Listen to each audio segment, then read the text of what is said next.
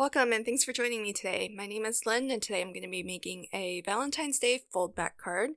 So here I have a US A2 size card, 4 1/4 by 5 1/2, and on the front of the card I've just scored that in half and folded the right edge back to meet with the fold of the card base. And that's your basic foldback card. The pattern paper that I'm using is actually from the first quarter sweet kit, so I still have leftovers from all of my projects last month, and I'll just continue to use them up as I can. And I'll start off by creating this frame, and I love these scalloped edge nested frame dies because they're kind of a wonky scallop, which I think is kind of neat. But when you do run your die through, you're going to get the frame and the inner sort of part of the frame will fall out. So in this case, this is a rectangle. And so because it cuts your outer edge and your inner aperture, you'll have two pieces every time you run this through the die cutting machine. And what I like to do, as you saw there with the light pink layer, is I like to just put those two pieces back together. And then whatever frame color I want, I'll go ahead and layer that on top. So I've got a little bit of dimension and I have a nice background for my frame as well. In this case, I wasn't thinking too far ahead because I did put double-sided adhesive along the four edges of my back panel here. That was to attach the frame to the inside rectangle.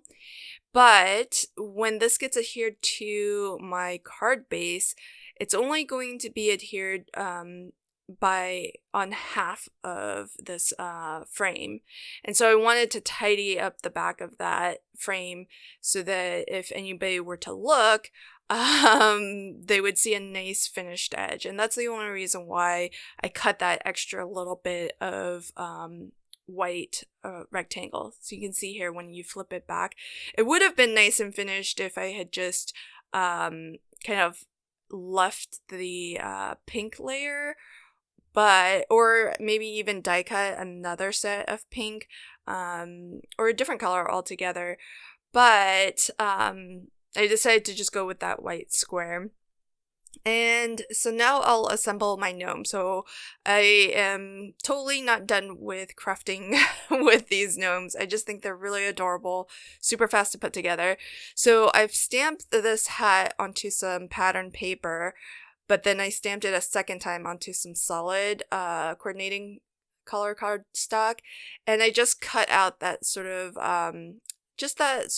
folded front part of the hat so that we have something just a little bit different as an accent.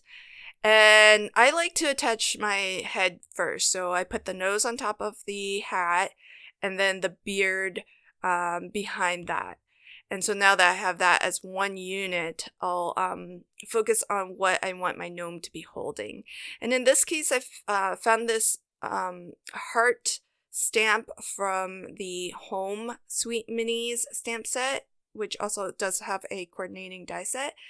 And then the little smiley face is actually from another Sweet Minis set. This one I think is from the one with ice cream, the ice cream cones. I think it's Happy Day, I suppose, or it might be Mini Wishes. I'll look up all of the products that I use and link them in the description box below if you're curious about any of them.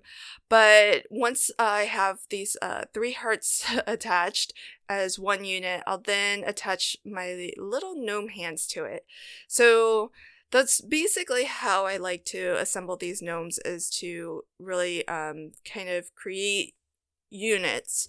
And then I can sort of dry fit them together before putting everything on top of the body.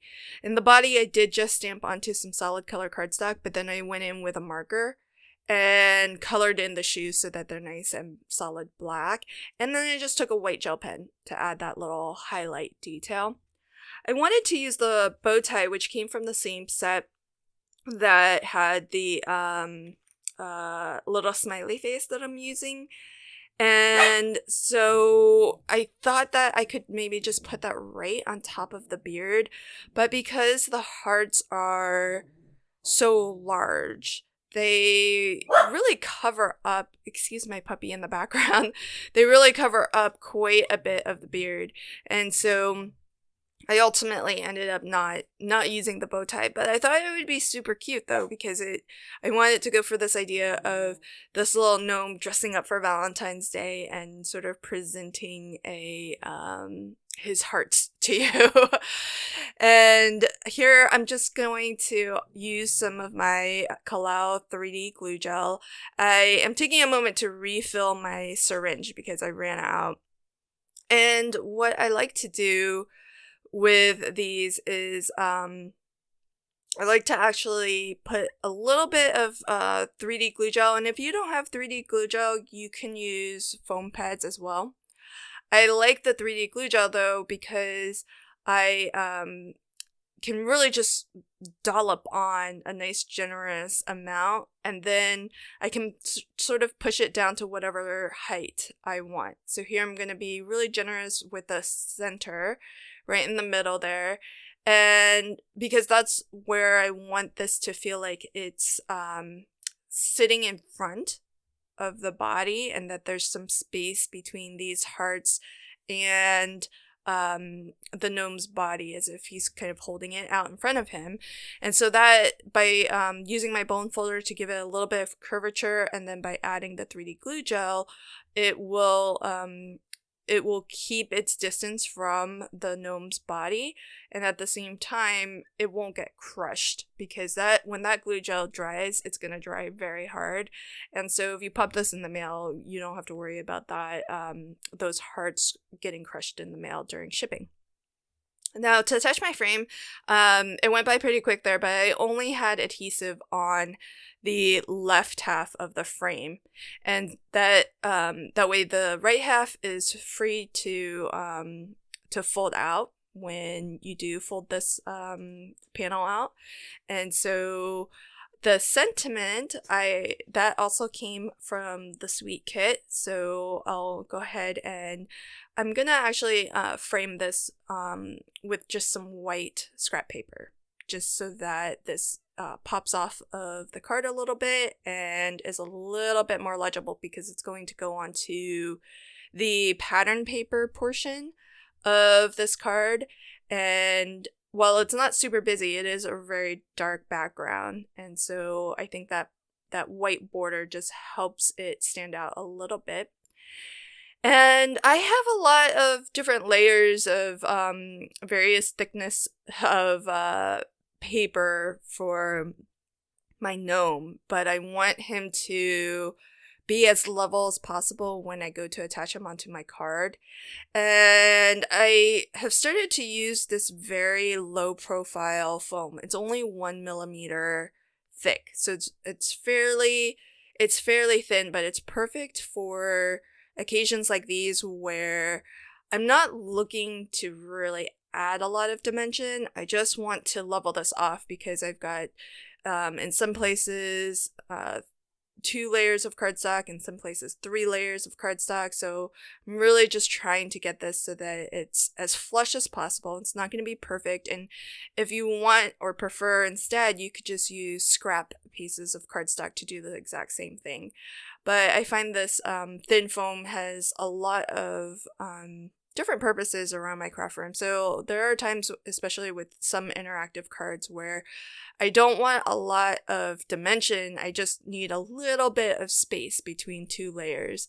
And so this thinner, more low profile foam is perfect for that. And that way I only really need to use my regular foam sheets for when I'm making shaker cards, where I really do want that depth so that the shaker bits can move around freely.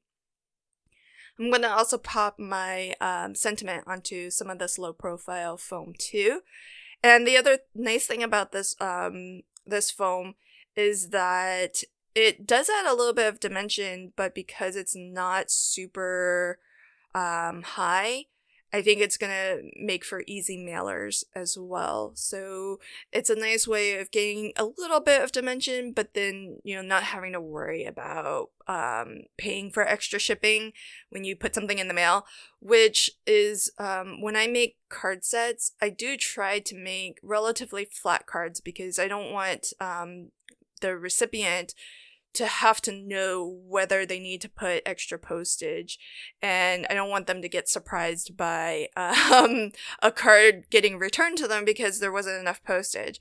So this is a great way of adding a little bit of dimension, but then not so much so that you risk having to pay for extra postage. So it's kind of nice for card sets too. So to finish off my card, I'm going to add some embellishments. This is the candy mix of confetti or sequins from Paper Sweeties, also from the first quarter kit. And I realized I didn't actually use any of the sequins in my January projects. So they're so beautiful. I don't know why I didn't use them, but because I have them and they coordinate perfectly with this card, I'm gonna throw a few on. And what's nice is that there's actually 2 or 3 different styles in this mix. We've got sort of a Aurora Borealis effect on the circular sequins in 2 different sizes, and then there's this hexagonal confetti in the red, which is really nice, and I think there's even clear sequins in the mix too.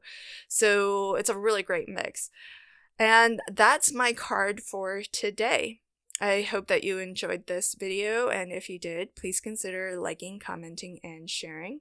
And if you want to catch new videos as I post them, click the subscribe button and ring the notification bell. Thanks so much, and until next time, happy crafting and have a fantastic day. Bye!